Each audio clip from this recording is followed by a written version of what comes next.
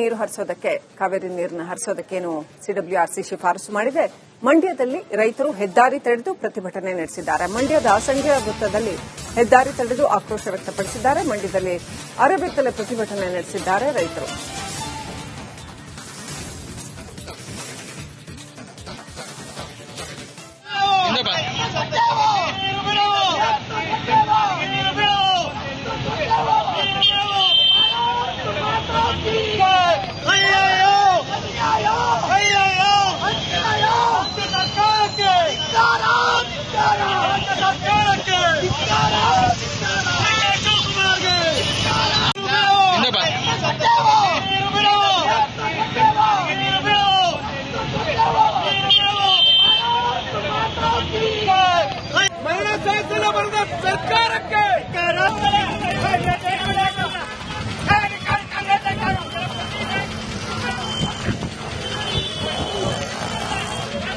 ರೈತರಿಗೆ ಮರಣ ಶಾಸನ ಬರೀತಾ ಇದೆ.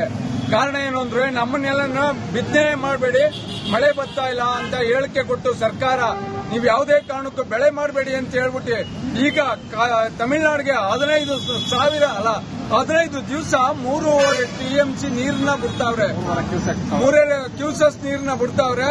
ಅಲ್ಲಿರುವಂತ ನೀರಿನ ಸಾಮರ್ಥ್ಯ ಕಡಿಮೆ ಇದ್ರು ನಮ್ಮ ಬೆಳೆ ವಿಚಾರವಾಗಿ ಮರ್ತೇ ಬಿಟ್ಟವ್ರೆ. ನಮ್ಮನ್ನ ಮಂಡ್ಯ ಜನತೆಗೆ ಮರಣ ಶಾಸನ ಇದು ನಿಜವಾಗ್ಲೂ ಇವತ್ತು ಮಾಡ್ತಾ ಇರುವಂತ ವಿಚಾರ.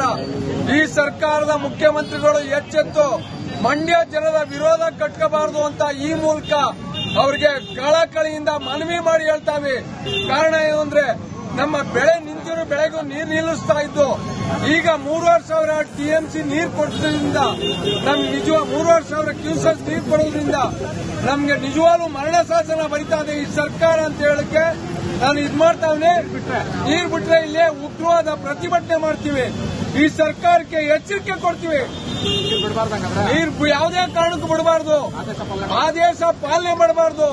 ಏನು ಕಮಿಟಿ ಇದೆ ಕರ್ನಾಟಕದ ಬಗ್ಗೆ ಕಿಂಚಿತ್ತಾರು ಗಮನ ಕೊಟ್ಟು ಕರ್ನಾಟಕದ ಬಗ್ಗೆ ಇವರು ಕುಡಿ ನೀರಿಗೆ ಅಂತ ಹೇಳ್ತಾವ್ರೆ. ಕುಡಿ ನೀರು ತಾನೇ ಎಲ್ಲಿ ಉಳ್ಕೊಳ್ಳೋ ಸ್ವಾಮಿ?